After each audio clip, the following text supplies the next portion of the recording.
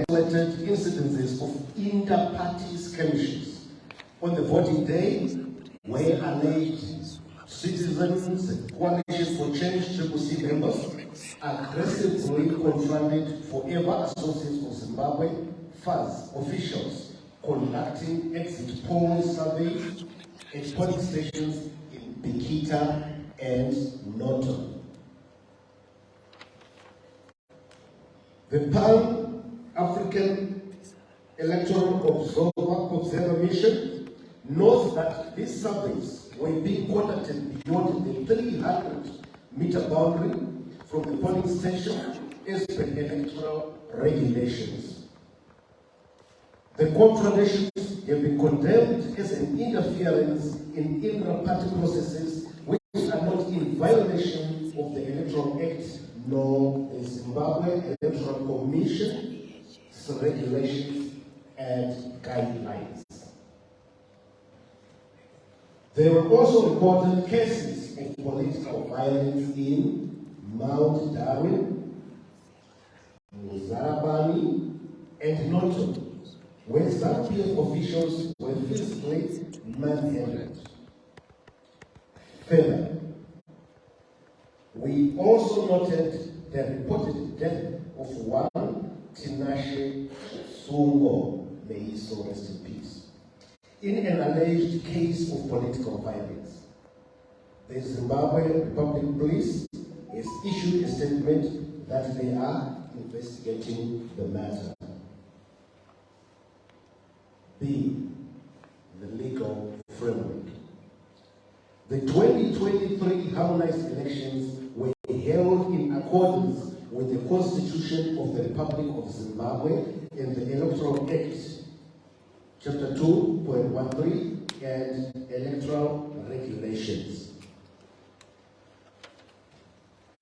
In accordance with Section 158, Subsection 1A of the Constitution of Zimbabwe, revised 2013, general elections should take place not more than 30 days before the expiry of the 5-year period specified in Section 143 of the Constitution.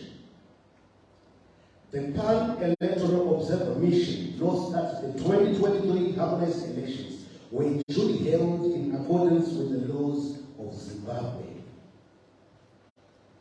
C. Election management. Elections in Zimbabwe are managed by the Zimbabwe Electoral Commission, according to ZAC, an independent body which is mandated by the law of the land. Delays were observed with regard to local authorities' ballot papers distribution. The Pan-African Foundation Electoral Observer Mission, however, commends the extension of voting to give all voters a chance to exercise their democratic rights. D. Delimitation of constituencies. Our take on the matter is that this was done in accordance with the laws of Zimbabwe where disputes arose. It was dispensed with by the courts.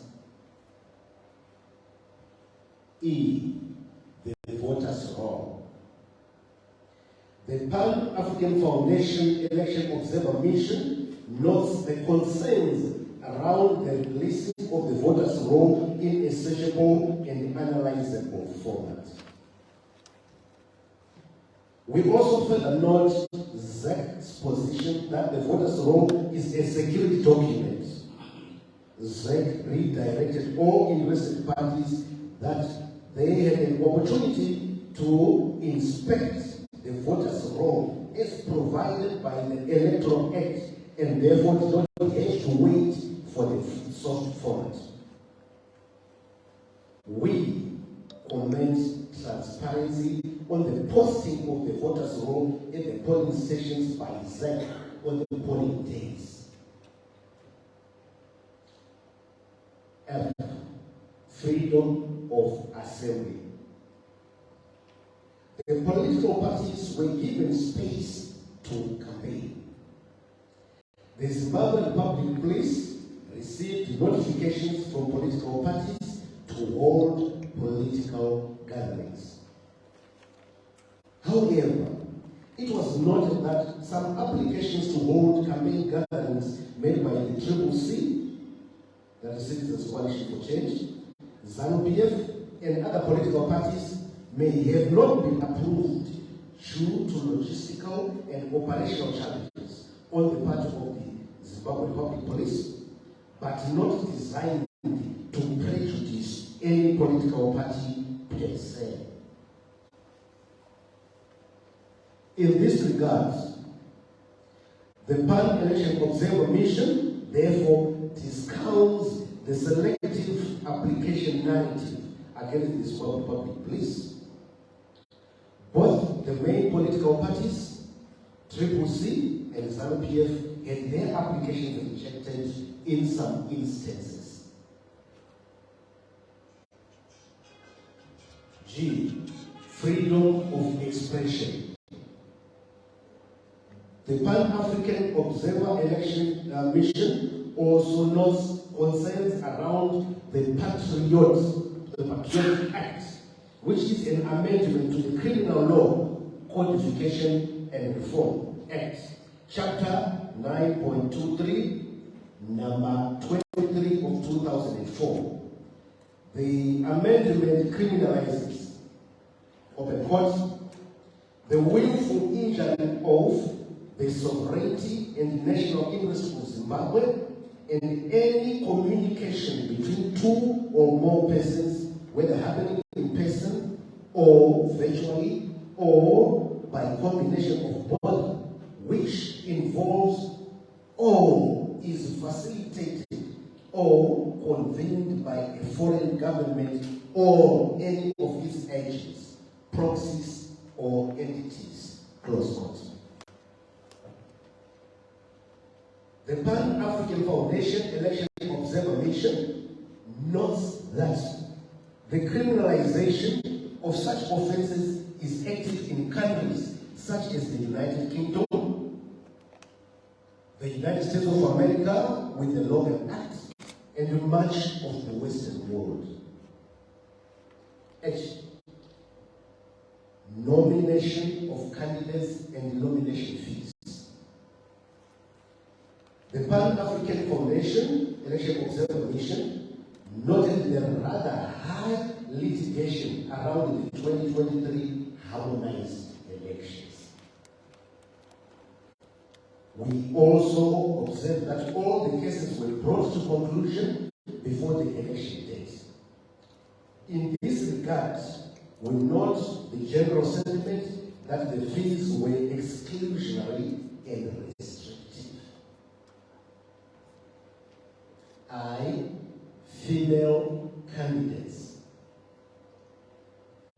The Pan-Election Observer Mission noted that Zimbabwe has a well-pronounced gender parity policy which allows for women to participate in politics on an equal basis with their male counterparts. The political field has its own dynamics which are independent and fluid. However, we implore more women to be more active in politics. J. Judicial independence. The Pan-African Foundation Election Observer Mission acknowledges the separation of powers doctrine at play in Zimbabwe and is of the view that the judiciary should remain independent. The legal challenges brought before the courts involving the 12 CCC National Assembly candidates in Bulawayo who had allegedly filed their nomination papers out of time had their nominations reinstated. The Serbia Isogwere case was also dealt with in accordance with the law without undue influence of his past political stature and history. The presidential female candidate, Elizabeth Valerio, had her nomination upheld by the courts. At a glance, the Pan-African Election Observer Mission is of the view that the conclusion of these cases points to an efficient and impartial judiciary. K. Coverage of elections by state-owned media. We noted some distinct hostilities towards the state media institutions from the Triple C leadership, in particular its now former spokesperson, Fadzai Mahere, and the party's leader and presidential candidate, Mr. Nelson Chamisa. We also made inquiries with the state broadcaster, the Zimbabwe Broadcasting Corporation, who advised that the political advertising that they were flying on their stations were sponsored and paid for. We made similar inquiries with independent radio and television stations, namely ZFM, Star FM, ZTN Prime, NRTV, and 3KTV, who gave similar explanations that the political advertising flighted on their stations were all paid for, and all parties were welcome to place their material and pay for them. The Pan-African Foundation Electoral Observer Mission contends that there was a fair coverage of political players. Postal voting. The law provides for postal voting by members of the Zimbabwe Republic Police on national duty and other officials serving at Zimbabwe's foreign missions. The alleged forced voting for a particular political party by police officers lacks merit. The Pan-African Foundation Electoral Observer Mission affirms that postal voting was done in terms of the Electoral Act of Zimbabwe. Observations on election days 23 to 24 August 2023. The Pan-African Foundation Electoral Observer Mission team covered across all 10 provinces on the 23rd and 24th of August 2023. Some of our observations include the following. 1. The delays in the polling starting time was experienced in most parts of the country were due to the fact that some polling stations had not received the necessary voting materials on time.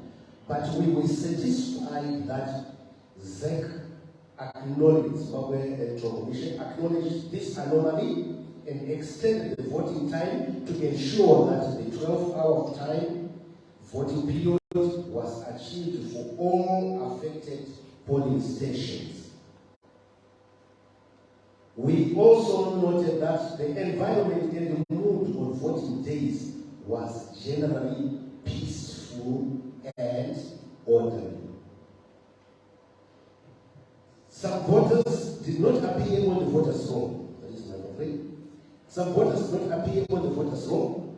It turned out that some voters did not check their names when the voters' roll lay for inspection. 4. In some instances, some voters had come to the wrong polling station, whilst others did not have the correct identity documents, such as the national identity card or a valid passport. People with disabilities, that's number 5, PWDs, elderly and pregnant women were given priority to vote at polling stations. In conclusion, ladies and gentlemen, this sums up our preliminary statement on the conduct of the 2023 harmonized elections held on the 23rd to the 24th of August 2023. As you are all aware, the electoral processes are still ongoing, and we shall issue out our final report with detailed recommendations when the whole process has been concluded. I thank you.